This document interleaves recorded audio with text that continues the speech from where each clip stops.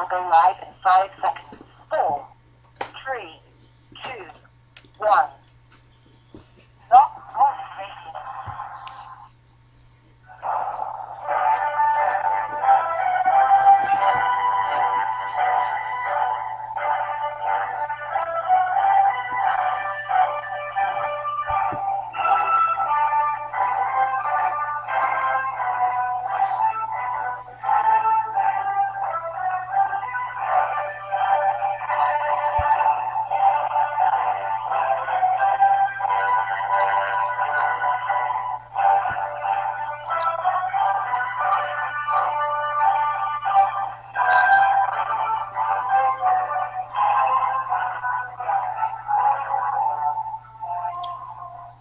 Boa noite, meus amigos. Estamos aqui de volta.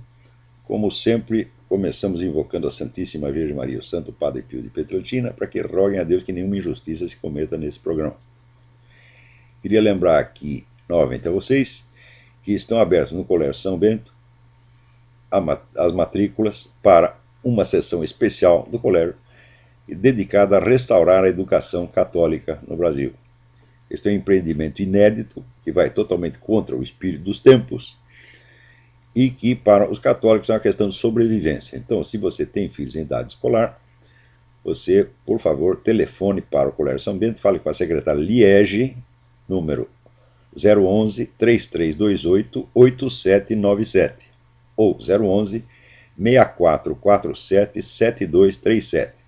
Agora, se você não quiser fazer isso, você pode inscrever também o seu filho no ensino público, onde ele será ensinado a chupar pica, dar o cu e outras atividades pedagogicamente relevantes, essenciais para o progresso da ciência. Então aqui me informam, aqui o Alex Álvares me manda um negócio, uma informação essencial aqui, ó. O grande parlamentar brasileiro Tiririca foi diplomado, né? E está aqui, salário 26.700. Ajuda de custo, R$ 35.053. Auxílio moradia, R$ 3.000. Auxílio gabinete, R$ 60.000. Despesa médica pessoal e familiar ilimitada e internacional, com livre escolha de médicos e clínicas. Telefone celular, ilimitado, despesas ilimitadas. Mais um bônus anual de R$ 53.400. Passagens e estadia, primeira classe executiva sempre ilimitado. E para reuniões no exterior, ele tem direito a custeio total de viagem e hospedagem para pelo menos 2 congressos, simpósios, etc, etc. Né? Custo médio mensal, R$ 250.000. Puta que o pariu! Né? De onde sai esse dinheiro? Sai do bolso de quem votou no Tiririca e de quem não votou também. Quer dizer, o preço da piada cara é essa, porra. Né? Você pensa que votando Tiririca está gozando da cara de quem? Da sua própria. Né? Agora, para não pensar que é só no Brasil que tem maluco, você vê aqui. Na Inglaterra, né, o súdito de Sua Majestade, o Sr. Ian Morris, de 41 anos, ele tinha sido condenado à prisão por tráfico de drogas. Mas daí, de repente, ele decidiu que queria mudar de sexo, queria se chamar Jean, né? Ele conseguiu ter a pena revogada, porque o juiz, né, ficou com dó, falou, não, se ele ficar na cadeia, coitado, ele vai continuar vivendo esse drama sexual, né, vivendo dentro deste corpo masculino que ele abomina. Né? Então o juiz até mandou uma carta para ele, você tem andado uma corda bamba sexual, levando a uma existência extremamente triste e deprimente. Se eu mantivesse você na prisão, eu estaria sentenciando a continuação do seu pesadelo sexual, talvez para sempre. Né? E o juiz se dirige, né, ao Ian Morris como Mrs. Morris. Não, Miss Morris, senhorita, não é senhora, ainda não é senhora. Né?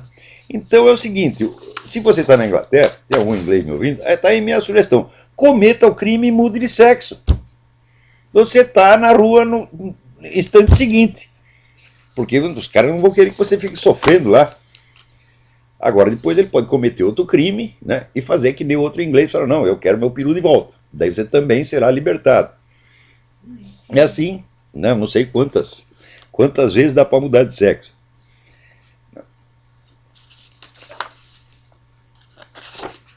Agora, também aqui no Brasil está circulando, né, um abaixo-assinado em favor da aprovação do kit anti-homofobia. O kit anti-homofobia é aquele que passa para as crianças, né, peru, lubrificante, todo, material didático da mais extrema importância. Vocês não entendem como é importante as crianças aprender isso, né?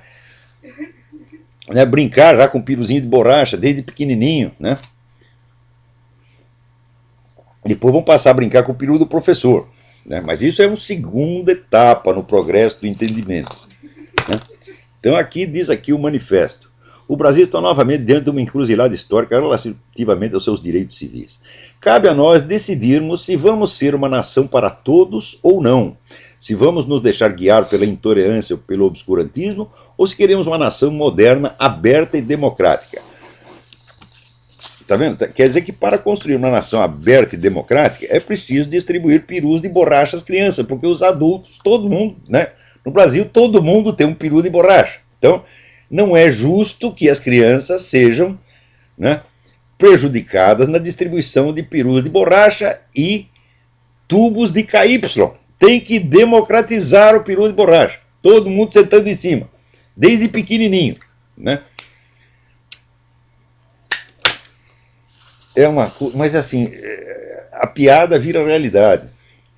Agora aqui também, né? Esse Obama também não deixa para trás. Esses dias que está todo mundo chorando por causa do negócio do que aconteceu no Arizona, né? O Obama aproveitou que estava todo mundo pensando em outra coisa, sabe o que ele fez? Soltou uma ajuda econômica para o regime Fidel Castro em Cuba. Está dando dinheiro para os caras, que evidentemente vai ajudar, né, o regime que está cambaleante a durar mais um pouco. Todo mundo sabe que esse negócio da viagem para Cuba, que esse governo também liberou, elas só servem, sobretudo, para o governo cubano recrutar americanos como agentes de influência, treiná-los em táticas de guerrilha, né, e colocá-los em contato com o terrorismo internacional. Quer dizer, o governo facilitou essas atividades do governo cubano nos Estados Unidos. Agora, para piorar a coisa, esta ajuda, né, generosa do governo americano a Cuba aconteceu na mesma hora em que tem lá um cidadão americano preso, sem processo, sem acusação, ninguém sabe porque ele está preso, né? Há mais de um ano. O cidadão chama-se Alan Gross. Ele estava lá trabalhando num projeto altamente criminoso, que era o de facilitar as comunicações entre os cubanos e o mundo externo, através da internet. Você vê que atividade, né, prejudicial, criminosa e imoral o sujeito estava se dedicando. Lá onde já se viu deixar o cubano falar com gente fora de Cuba, coisa mais feia, né? Daí o Departamento de Estado disse que estava... Não, nós estamos muito otimistas quanto à sorte do Sr. Gross, que tem 60 anos e alguns problemas de saúde, de que ele vai... Logo vão permitir que ele retorne aos Estados Unidos.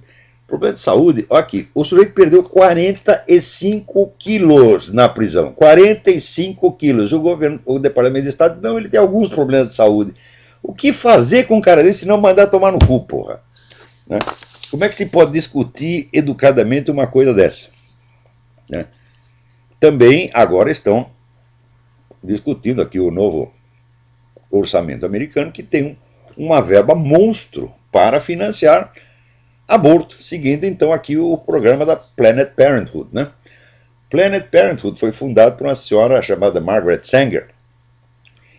E outro dia teve aqui uma exposição no Smithsonian Institute, né, que celebrava lá a vida e obras da dona Margaret Sanger, mas esqueceram de contar o seguinte capítulo, né? A mulher era uma conferencista de muito sucesso no Ku Klux Klan. Ku Klux Klan, é difícil falar isso. KKK, né? E olha aqui uma afirmativa que ela fez numa conferência aqui lá no Ku Klux Klan. Os fracos, os pobres e os negros são apenas ervas daninhas que precisam ser desarraigadas ou esterilizadas para o bem da humanidade. Então a ideia dela é parar a clínica de aborto especificamente nos bairros pretos. Assim, as mulheres pretas não tinham mais filho e acabava essa porra dessa raça preta que fica aí embaçando, atravancando o progresso, porra, né? A mulher dizia isso e tá aí o Smithsonian celebrando esta filha da puta. Agora acontece que essa informação é circulado na internet há muito tempo, o Smithsonian não tem nenhum pretexto para não saber disso. Mas acontece que os livros que a mulher escreveu tinham direitos autorais. E, naturalmente, a Planned Parenthood não ia permitir que esses livros fossem publicados, porque senão fossem republicados, porque senão todo mundo ia saber quem era essa filha da puta da Margaret Sanger. Só que agora, é o seguinte, venceu o prazo do direito autoral, caiu no domínio público.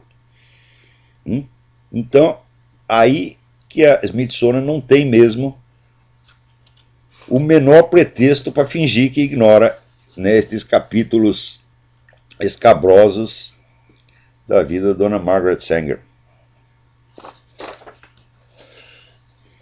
Agora, aqui, os Estados Unidos, está acontecendo cada coisa aqui que a gente não imagina.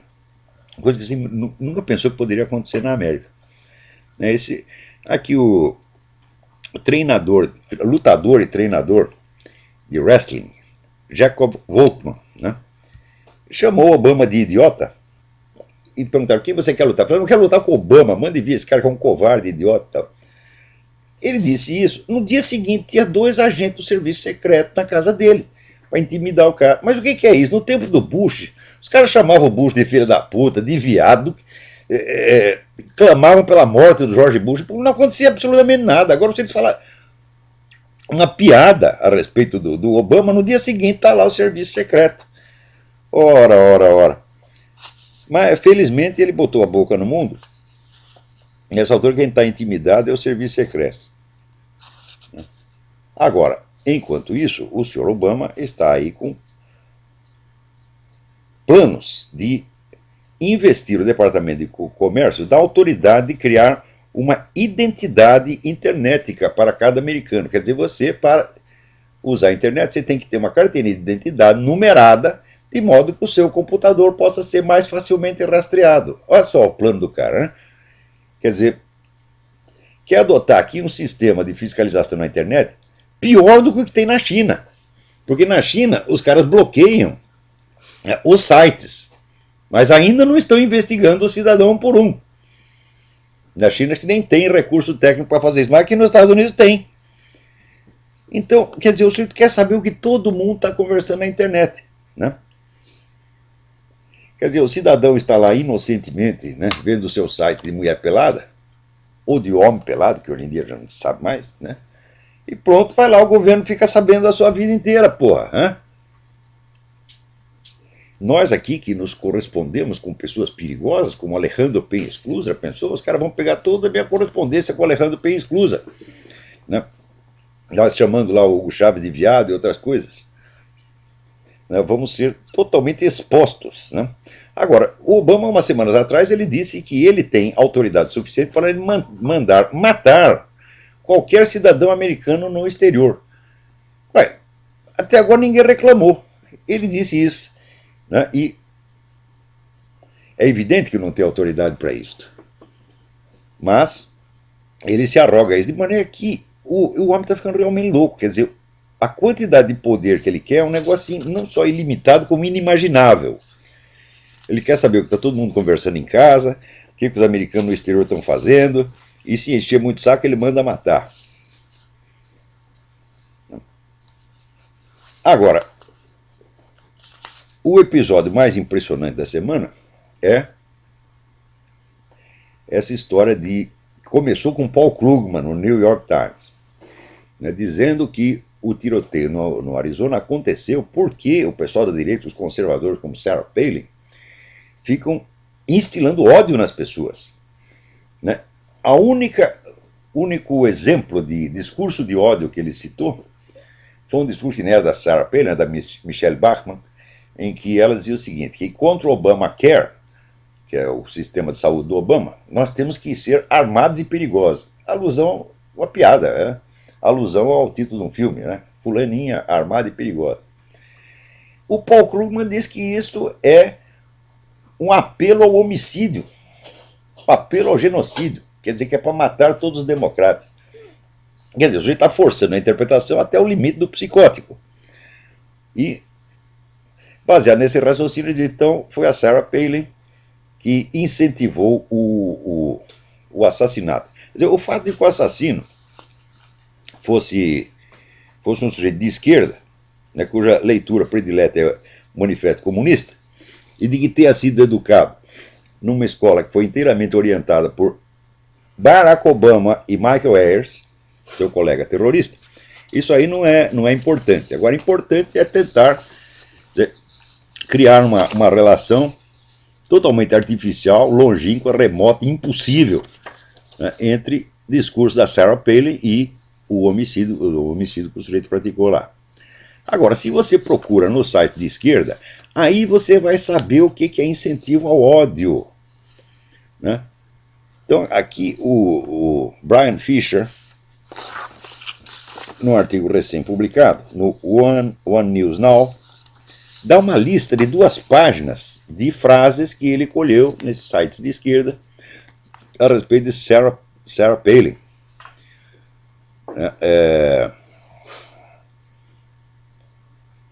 Olha aqui, eu espero que a Sarah Palin morra de uma morte lenta e dolorosa. Foi uma pena que não foi a Sarah Palin que levou o tiro. Alguém deveria atirar na Sarah Palin. Né? E assim por diante, quer dizer, são apelos e apelos e apelos. Tem até um livro que saiu aqui, o livro chama-se Eu Não Acredito Que Você Disse Isso, que é uma antologia de apelos ao ódio saído da boca de esquerdistas, coisa que ninguém na direita jamais disse. Tem uma vez aqui um cara na direita, que é o Pat Robertson, que o Pat Robertson é um excêntrico, evidentemente, não é um tipo, não é um sujeito típico, né? O Pat Robertson disse que alguém deveria dar um tiro no Hugo Chávez. Daí todo mundo no país estrelou e ele pediu desculpas. Isso foi o máximo de apelo à violência que saiu da boca de algum direitista, que aliás é o direitista mais atípico que pode existir. Agora, o Cliff Kincaid, na página dele, Accuracy in Media, ele tem uma sessão de atualização semanal dos apelos de ódio saídos da boca de esquerdista. De modo que esse mesmo pessoal que incentiva os outros ao homicídio, né, quando eles querem matar alguém, eles fazem tantos apelos à matança do sujeito que a imagem do camarada fica cercada de violência. Então dá a impressão que a violência saiu dele.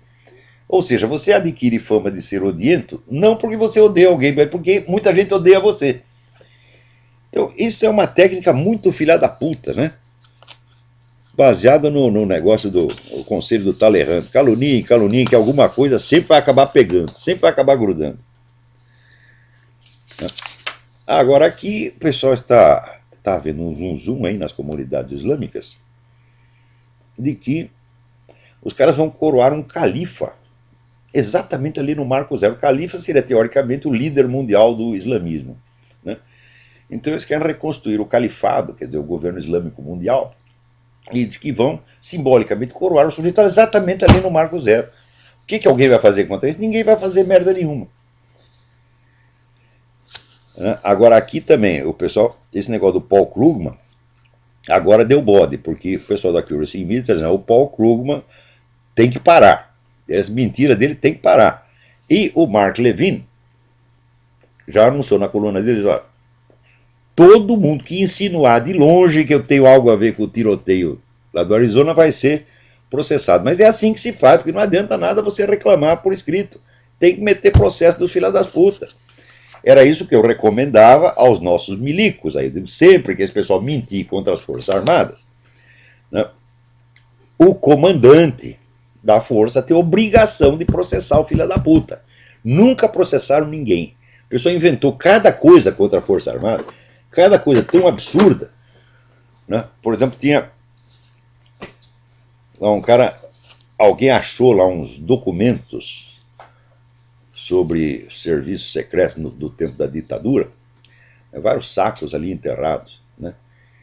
E o sujeito que desenterrou disse que não, naquele tempo eu era soldado e o meu comandante mandou tocar fogo nesses documentos que comprometiam as Forças Armadas, mandou tocar fogo, mas não deu tempo de tocar fogo, então o que eu fiz? Enterrei.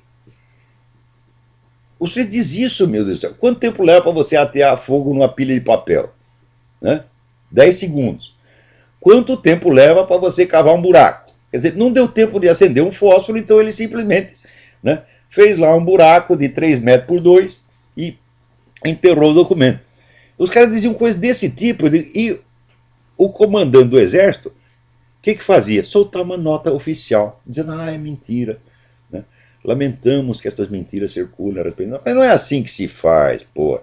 Se tivesse, ou então aquele vigarista do Caco Barcelos que inventou a história dos dois terroristas que teriam sido assassinados, né, pelo exército, que o exército assassinou os caras e depois simulou um desastre, dizendo que eles estavam em fuga depois de participar de uma ação qualquer e morrendo no desastre.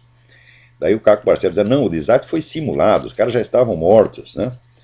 Só que quando você via a foto, tinha a marca do pneu, a marca de frenagem do pneu na estrada. Falei, como é que eles fizeram? Se ele estava morto, como é que eles fizeram para frear o negócio, né? Também tinha na memória do Jacó Gorender, apareciam os dois caras, 2 dias depois da alegada data da morte, participando de um assalto a banco. Né? E tinha várias coisas que mostraram que a coisa era fisicamente impossível. Publiquei isso no Globo. O que fez o comandante do exército? Nada, absolutamente nada. E garanto que se Caco Barcelos aparecer lá, vai ser tratado a pão de ló. Agora, já eu não. Né? Vai passar putada toda, devia sendo convidado para falar na Escola Superior de Guerra. Eu jamais, porque tem um terror, pânico. Né? O cara vem aqui e vai falar algo a nosso favor? Não, isso não pode de jeito nenhum. Né? Agora, veja, aqui então foi aprovada aí a lei de que o sujeito pode entrar no exército na condição declarada de homossexual. Quer dizer, ele chega ali, já chega desmunhecando, diz eu sou gay, né? E daí o exército não pode recusá-lo por causa disso. Agora, meu filho, os transexuais estão pedindo o mesmo direito. E mais dia, menos dia, eles vão adquirir. Quer dizer, chega lá um sujeito, né, enorme, peludo, musculoso, tipo Schwarzenegger, com um sutiã, e diga que, olha, eu quero ser soldada. Tá certo? Porque você sendo soldada, eles vão botar você em serviço administrativo, não vão fazer você pegar no pesado, não vão mandar você para o campo de batalha. Então você vai lá viver no bem bom. Né? E isso aí é claro que vai vir uma palhaçada. Né? Mas a palhaçada é intencional, quer dizer, é desmoralização completa, né, de todo o senso de ordem, hierarquia, respeito, etc, etc. Agora, olha aqui um negócio interessante. Né? O cara fica falando negócio de discurso de ódio. Né? O xerife lá da cidade onde teve o tiroteio, que foi um cara do, vamos dizer, mostrou uma incompetência atroz. Apareceu aqui o xerife Joe Arpaio, que é o xerife mais popular dos Estados Unidos. O xerife conseguiu reduzir a criminalidade na sua cidade a 0, né, porque ele não deixa os presos nem ver televisão, com os caras para trabalhar, não dá moleza. Então virou o xerife mais famoso. E o Joe Arpaio contou, olha, esse xerife lá da cidade, do Arizona, o tal do Dupnik, o Dupnik, uns anos atrás, participou, né, o pessoal da delegacia dele, não ele pessoalmente, uma turma da delegacia dele, participou de um protesto no qual ele, Joe Arpaio, era decapitado em efígie. Quer dizer, isso aí não é apelo ao homicídio, não vai dizer, não, o Dupnik fez apelo ao assassinato do Joe Arpaio. Jamais, jamais, nós decapitamos assim por carinho, né? Estão cheios de amor. Agora, aqui também fizeram uma pesquisa essa semana, porque a turma logo, tão logo, cada tiroteio que tem, aparece alguém dizendo, não, nós temos que tirar as armas da população, controlar as armas, etc, etc. Fizeram uma enquete e só 20% das pessoas aprovaram a ideia de que o maior controle das armas diminuiria a possibilidade de acontecimentos como esse. Falou, quem quer matar, não precisa não precisa ter direito às armas. Ele obtém a arma sem direito nenhum. Que direito tem esses traficantes todos no Brasil de ter arma? Nenhum, e no entanto eles têm as armas. Eles não querem o direito à arma, eles querem a arma, tá entendendo? E assim vai. Agora aqui alguém me manda 2 vídeos muito impressionantes. Né? Um vídeo mostra o Sérgio Cabral ouvindo o pessoal relatar essa tragédia aí que houve, né, em Teresópolis, Friburgo, Petrópolis, etc, etc. E o pessoal o cidadão aparece ali, um camarada, negro gordinho, né, explicando para o governador a tragédia, etc, etc. Sabe o que o governador fala? Ó, vem falar comigo ali em privado, no meu escritório. Não queria que ninguém ouvisse a história. Quer dizer, para não pegar mal para o governo dele. Isso é a emoção que o governador tem quando os seus compatriotas morrem às dúzias, né, num deslizamento de terra. Depois mostra o mesmo Sérgio Cabral, quando o negócio do pré-sal, né, o direito ali, a administração do pré-sal foi tirada do estado dele. O homem chora que nem criança, ele estava comovidíssimo, porque o dinheiro estava indo embora. Né? Então, olha, mas olha aqui, Carioca, vocês não votaram nesse cara? Vocês merecem o Sérgio Cabral. Porra, esse negócio de que todo povo tem o governo que merece não é verdade, mas no Brasil é verdade. O Brasil tem o governo que merece. Né? Então, o Sérgio Cabral provou mais uma vez que é um sujeito absolutamente desprezível. Né? Vamos ver o que mais nós temos aqui. Tem umas coisas interessantes aqui. Mais natural sobre o tiroteio do Arizona. Olha aqui. Pedro Abramovay, secretário nacional de política sobre drogas. Né? Ele defende o fim da prisão para pequenos traficantes. Vai soltar todos os pequenos traficantes. Uai, mas o que é o pequeno traficante? Né? Senão o último elo de uma rede que vem desde os grandes traficantes. Então, o pequeno traficante, meu filho, ele não tem contato direto com a produção. Né? Ele é um intermediário. Então, se você soltar todos os pequenos traficantes, você está trabalhando para os grandes, quer dizer, você está aumentando ali a mão de obra à disposição dos grandes. O cara sabe perfeitamente disso, não precisa explicar. Né? Agora, o sujeito acabou de ser nomeado e já está, olha o que ele vai fazer pela segurança no Brasil, soltar todos os pequenos traficantes. Puta merda. Agora aqui apareceu no Wikileaks aquela história de que o governo brasileiro, no tempo em que o Brasil estava, que havia tropas brasileiras intervindo lá no Haiti, o governo americano estava muito insatisfeito com a atuação brasileira porque não era firme o suficiente, não era enérgico o suficiente contra as gangues. Daí entrevistaram o general Heleno, eu falei, o general Heleno é um sujeito que já fez muita coisa boa, tá entendendo? Porém, você vê o que é a revolução cultural. Quando ele mete na cabeça das pessoas, dizer, certos slogans, certos lugares comuns, elas repetem aquilo com um automatismo incrível. Então, olha a explicação que o general Heleno deu. Olha, quem sofria com os sequestros feitos por essas gangues eram sobretudo os ricos. E os americanos estavam lá defendendo os ricos. Por isso que eles queriam que nós agíssemos contra as gangues. Isso quer dizer, general, que o sujeito é rico, pode ser sequestrado? Você não tem obrigação de coibir o sequestro? É? Quer dizer, veja este preconceito de classe nojento. Né?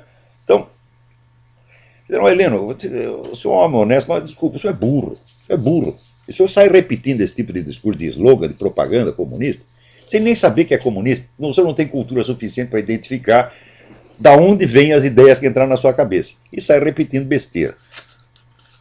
Né? Quer dizer, como se o brasileiro precisasse de algum pretexto para não fazer nada contra gangues, contra criminosos. Né? Isso já é hábito brasileiro, se é criminoso, você nada faz contra ele. Então, chegou lá, eles pacificaram um bairro, lá, uma região no Haiti, e nada fizeram contra as gangues que continuaram aterrorizando ali a população. Quer dizer que, mas os caras são ricos, então pode sequestrar. O que é isso? Puta que pariu, puta que pariu. Ele não percebe a indignidade, a infâmia do que ele disse. Ele não tem condição para julgar o que ele está dizendo.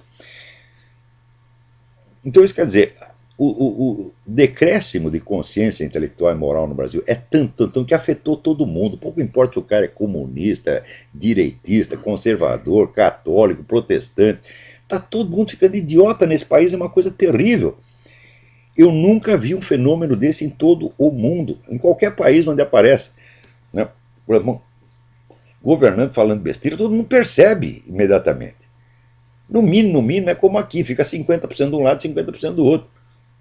Agora, no Brasil, não. As pessoas falam essas coisas, todo mundo repete o discurso aprendido na escola, né? Continua repetindo aquilo pelo resto da vida, como se o professor fosse uma autoridade papal. Quer dizer, é uma inércia mental, assim, onde toda a sua atividade intelectual se reduz ao automatismo, né? Aqui, o Tiago Martins dos Santos me manda uma pergunta. Estou assistindo o documentário Agenda, o documentário que eu recomendei aqui. Há uma frase de Marx na qual ele fala que destronaria Deus e o capitalismo. Minha pergunta é, será que o capitalismo não é uma desculpa, uma pista falsa para o real objetivo de Marx, destronar Deus e o cristianismo? E olha, se você for encarar a coisa do ponto de vista biográfico, você vai ver que a primeira preocupação de Marx não foi com o capitalismo, mas foi contra Deus. Isso aí desde os 17 anos. Então a ideia de destronar Deus era uma ambição que ele tinha desde pequeno. Depois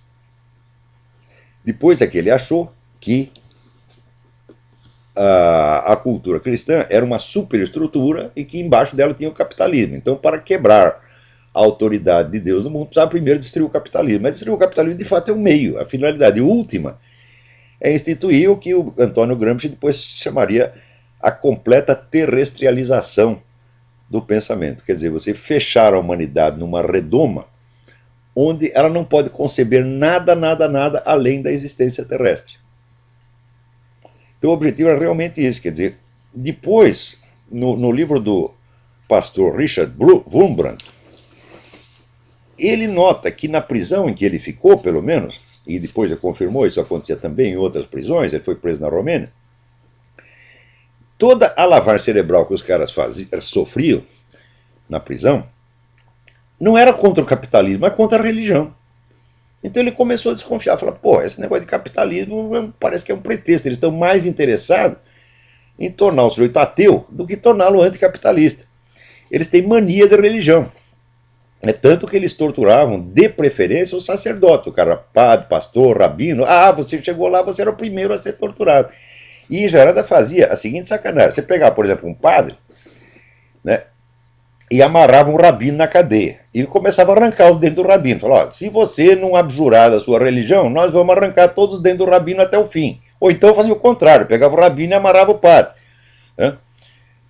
Então o sujeito acabava abjurando, pelo menos da boca para fora, para não ter que ser cúmplice, né, naquela maldade que estava sendo infligida a outro. Então ele viu que aquele pessoal das prisões tinha obsessão com extirpar a fé religiosa do coração das pessoas, muito mais do que jogar contra o capitalismo. Daí que ele começou a investigar o negócio que terminou no livro Marx e Satã, que é um livro de leitura absolutamente essencial, onde ele mostra ali os escritos de juventude de Karl Marx, que não tinham sido publicados, que estavam lá guardados no arquivo Marx Engels de Moscou, onde fica claro que Marx participou de rituais satânicos na juventude. E não só na juventude, porque a empregada dele, Helene Demuth, aquela mesma que ele comia e teve um filho com ela, diz que ainda depois de homem adulto, ele fazia uns rituais estranhos, acendia lá umas velas, botava uma fita na cabeça, um negócio esquisito. O que era aquilo lá? Era rito judeu? Não, nada disso.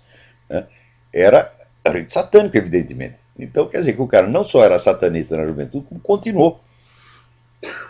E o negócio anticapitalista era apenas, de fato, o meio para chegar à finalidade última. Né? Agora, aqui, o Alan Lopes me pergunta, prezado Olavo, sempre tive dificuldade de entender o que o senhor entende por intuição. Seriam os primeiros princípios indemonstráveis? Não, a coisa é muito simples. Não é o que eu entendo por intuição, é o significado tradicional, técnico que a coisa tem em filosofia. Intuição é todo conhecimento direto e sem intermediários. Por exemplo, a intuição sensível. Você vê uma coisa na sua frente, como eu estou vendo esta mesa aqui, como eu estou vendo no telefone. Então, eu não estou vendo isso através de algum instrumento. Agora, se eu tenho um conhecimento através de um conceito que eu ouvi, quer dizer, alguém me expõe a ideia de uma coisa, então aí não é um conhecimento intuitivo, é o que se chama conhecimento racional. Quer dizer, o conhecimento racional é o conhecimento por intermédio de um artifício racional. Por exemplo, tem muitas coisas das quais nós não podemos ter experiência direta Tá certo? Por exemplo, vamos supor, o conceito da. Você pega aí toda a teoria da relatividade, ela trata de coisas que estão infinitamente fora da experiência humana direta. Então você só pode conhecer aquilo através de conceitos gerais e de cálculos matemáticos. Então é um conhecimento racional e não intuitivo.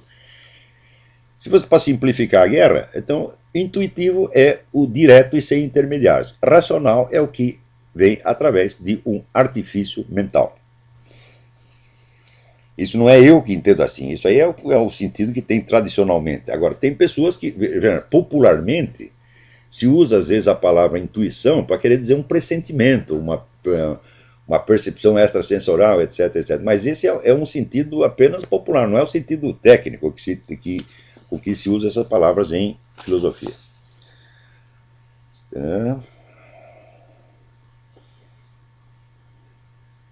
Aqui, o Roberto Bernardo. Ele é professor de jiu-jitsu. O Brasil tem jeito? Pergunta ele. Ou só vai piorar as coisas? Eu acho que vai piorar muito. Por quê? Esse pessoal que está no poder, eles conseguiram desmantelar qualquer possibilidade de oposição séria. Eles só têm oposição biônica. Então eles controlaram tudo, tudo, tudo.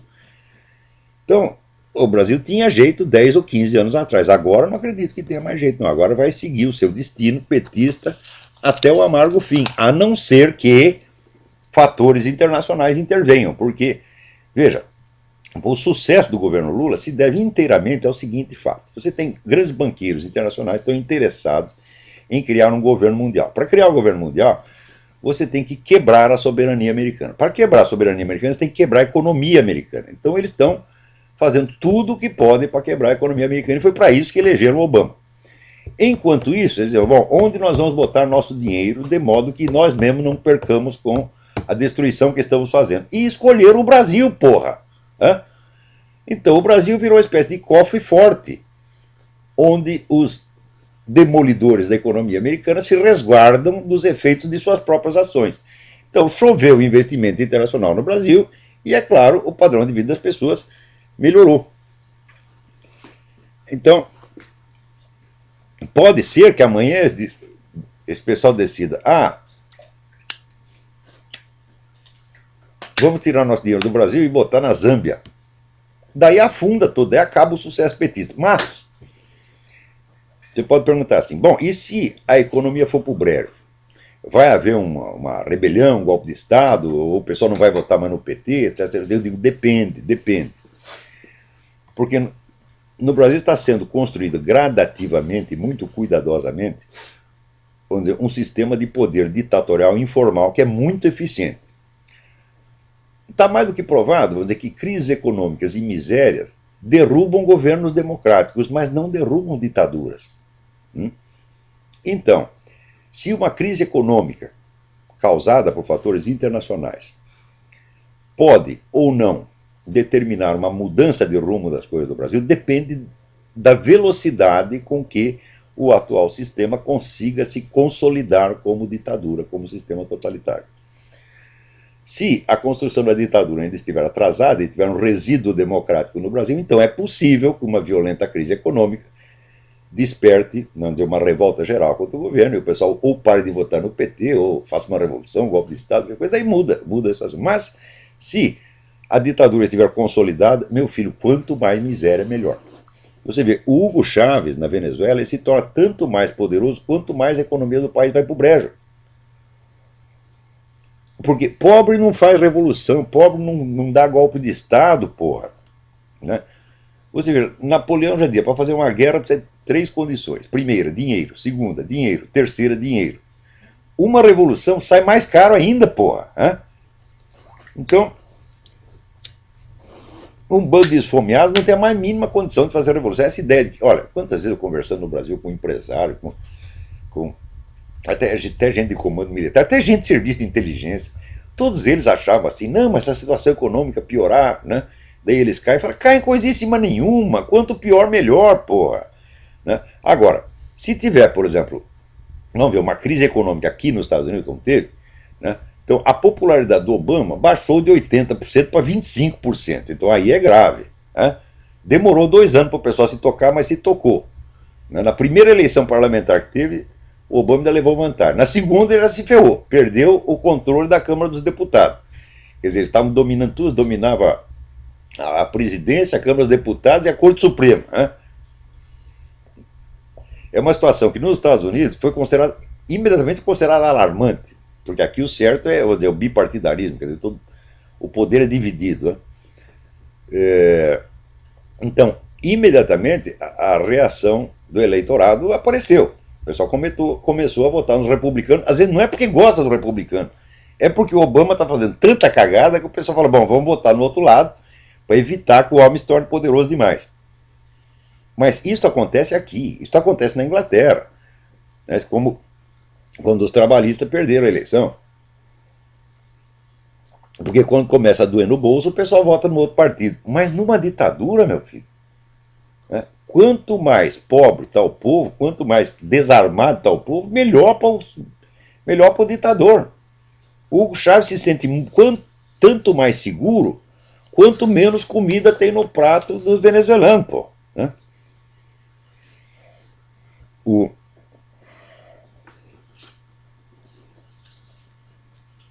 Vamos ver aqui. Gostaria. Peraí, tem alguém na linha. Alô, quem é? Olá, tudo bem? Tudo bem? Quem é? É Charles, eu sou doutorando aqui na França, na Universidade de Berlim, na França. Muito bem. Tudo bem? Eu queria comentar, vocês falando sobre essa questão de diferença. E. É Charles. Sim, diga. Então, o que acontece? A gente, eu outro dia estava explicando para o aluno no Brasil, aqui na internet, que a gente pensa que o Brasil está bem e a gente não vai para os números, né? Para você ter uma ideia, o CNRS, que é o Centro de Pesquisa da França, tem um orçamento de 7,7 bilhões de equivalente a reais para 11.600 pesquisadores. O Brasil vai ter agora, a CAPES vai ter 3 bilhões em 2011 para 70 mil pesquisadores. O negócio tá brabo, é? Pois é, então, ou seja, o Brasil gasta 42 mil por pesquisador, enquanto que a França gasta 600 mil anuais por pesquisador. Então, isso para você ver como é que é a nossa pesquisa no Brasil.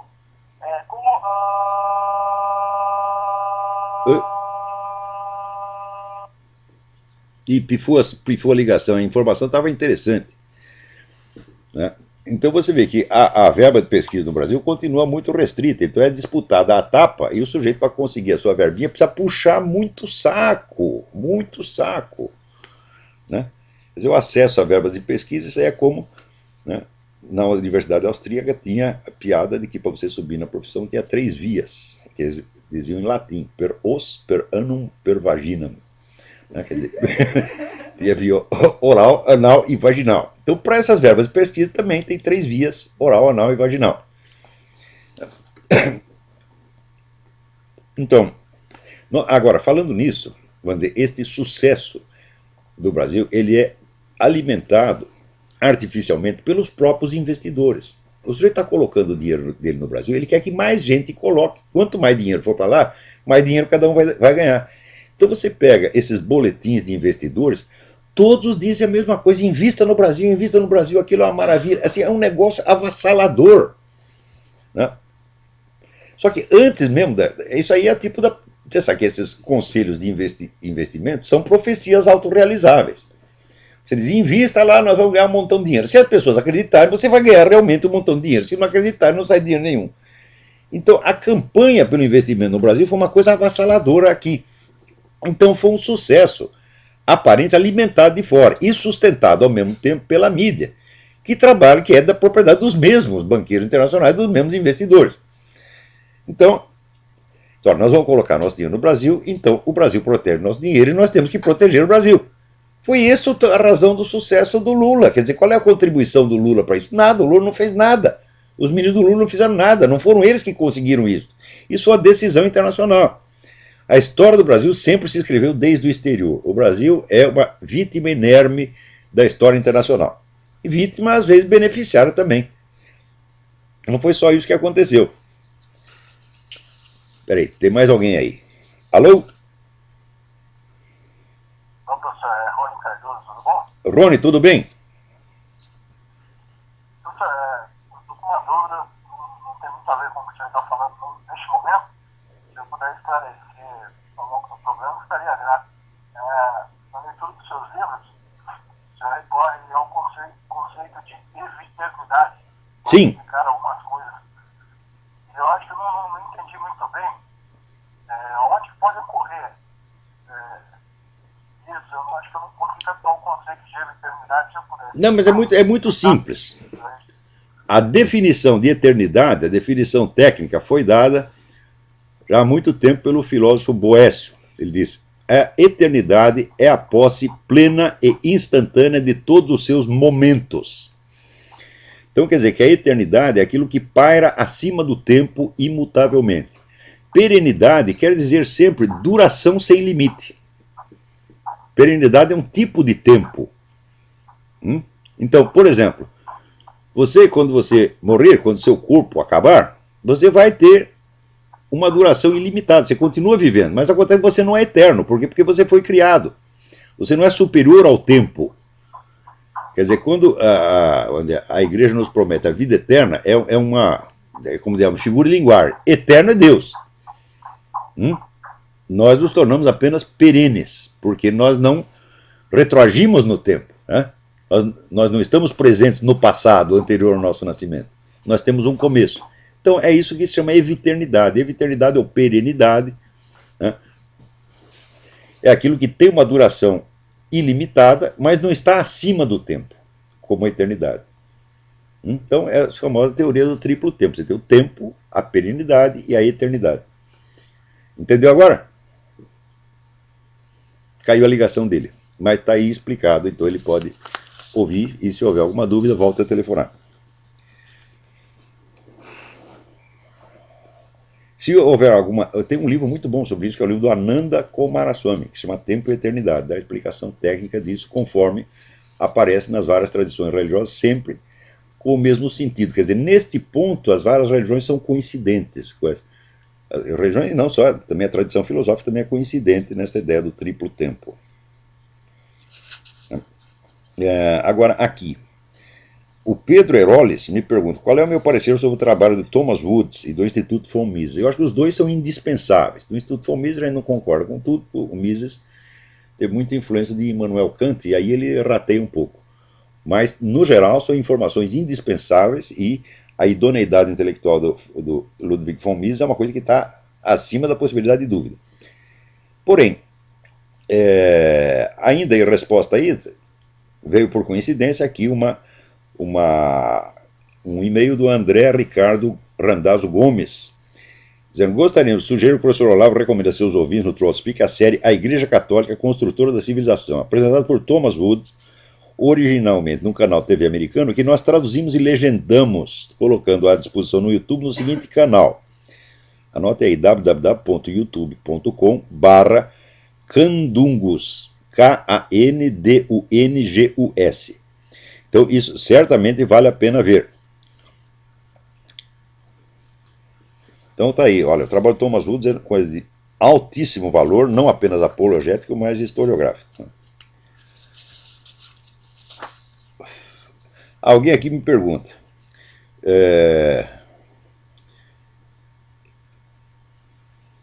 por que o pessoal cristão não pode consultar astrólogos nem magos? Ouvi dizer de um cristão que a astrologia até tinha fundamento, mas que depois da queda o diabo passou a interferir. Bom, mas no que o diabo não interfere? No Vaticano ele interfere um bocado, né? Então é o seguinte, se você quer estudar essas coisas de um ponto de vista que não fira a tradição católica, você começa por ler os capítulos sobre astrologia na Suma contra os Gentios de Santo Tomás de Aquino. Está lá feita todas as distinções, tá certo? E essa questão astrológica eu acho uma questão da mais alta importância, tá certo? Infelizmente, é uma questão que não teve um tratamento adequado. O pessoal pergunta, a astrologia é uma ciência ou uma pseudociência? Eu falo, não é nem uma coisa nem outra. A astrologia é um problema científico que nós não sabemos como resolver. Por quê?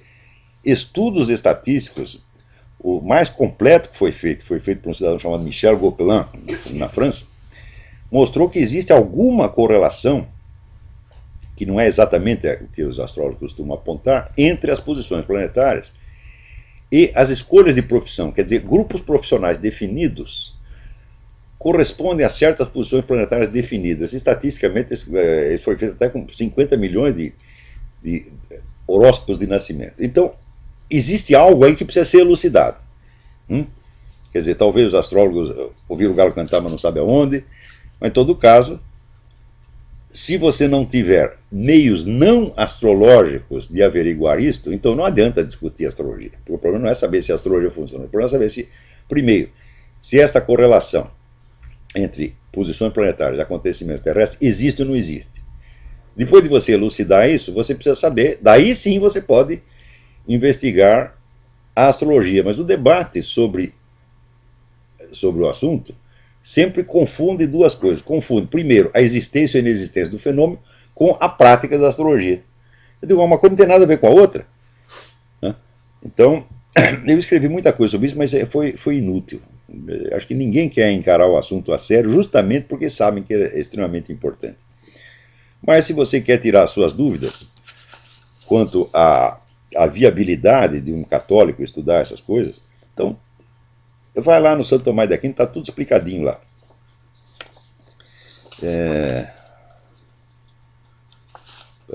Aqui, peraí. O cidadão que me escreve um negócio dramático. Né?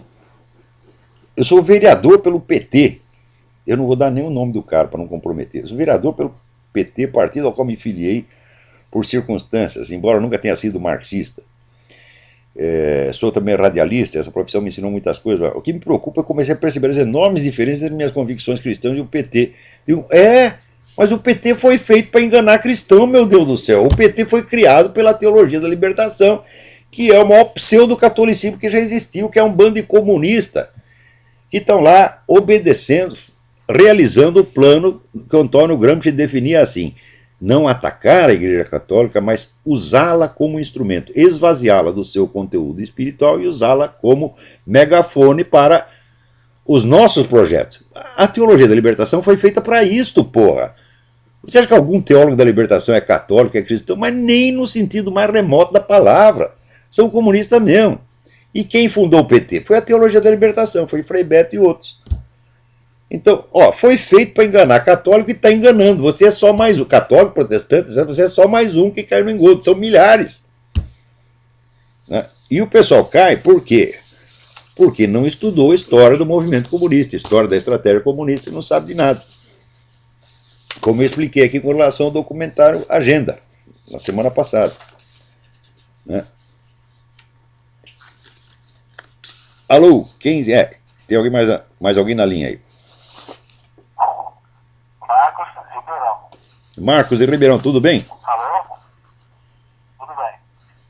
Arma, tem uma pergunta para o senhor de ordem religiosa. Deixa eu ver aqui. A existência de Deus está diretamente ligada à existência da alma?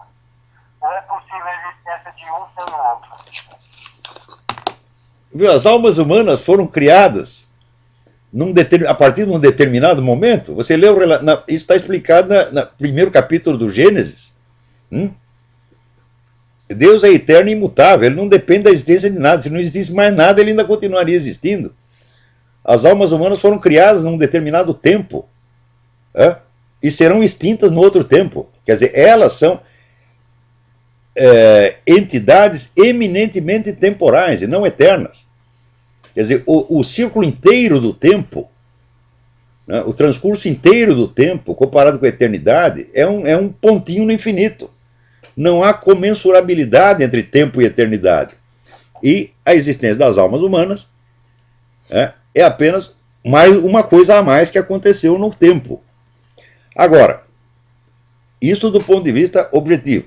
Do ponto de vista subjetivo, isso é do conhecimento, Nós só podemos chegar a conceber algo de Deus a partir do conhecimento da nossa própria alma, mas isso é diferente. Aristóteles já distinguia entre a ordem do ser e a ordem do conhecer, e dizia as duas coisas são inversas. A ordem de importância dos fatores causais é inversa em relação à ordem com que você as conhece. Quer dizer que você vai sempre da superfície para o centro, da periferia para o miolo. Então, quer dizer, nós conhecemos Deus a partir da experiência da nossa própria alma, mas não quer dizer que a alma seja importante na ordem dos fatores. Quer dizer, Deus vem infinitamente antes, tanto no sentido temporal quanto no sentido lógico. Mas nós conhecemos Deus através do conhecimento da nossa própria alma. Isso aí o famoso oráculo de Delfos já dizia: conhece a ti mesmo primeiro. Por exemplo, eu duvido que uma pessoa que não tenha tomado seriamente consciência da sua própria imortalidade, né, possa entender alguma coisa do que a Bíblia está dizendo a respeito de Deus. E o Miguel do Unamuno já perguntava assim: se não tivesse alma imortal, para que eu ia precisar de Deus? Para eu morrer e parar de existir, não precisa de Deus nenhum. Mas isso se refere à ordem do conhecer, como dizia Aristóteles. Espera aí, não entendi. Não entendi.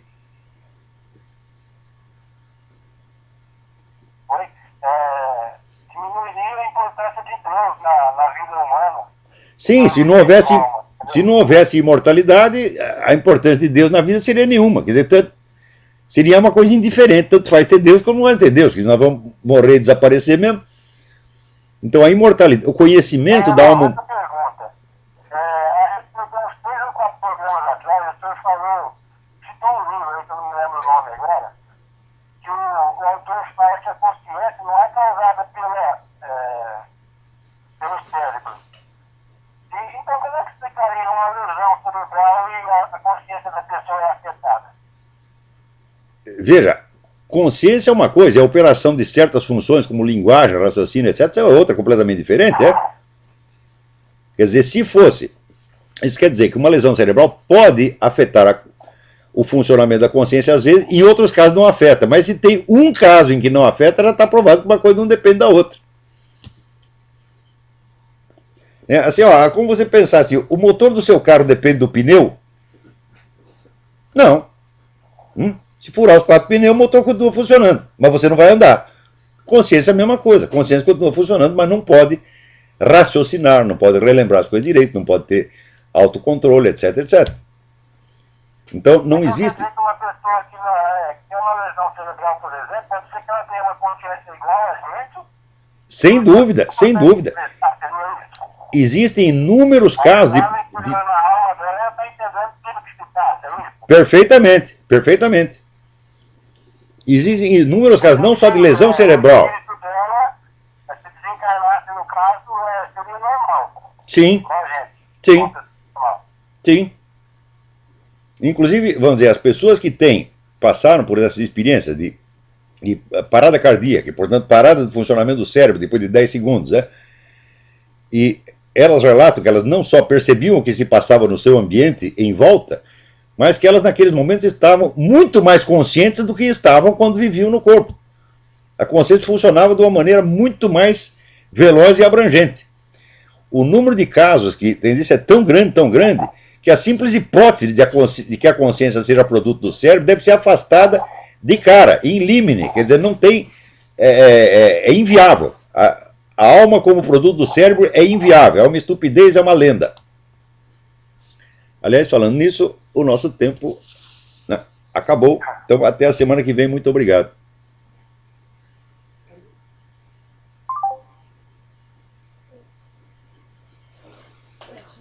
Aqui a gravação.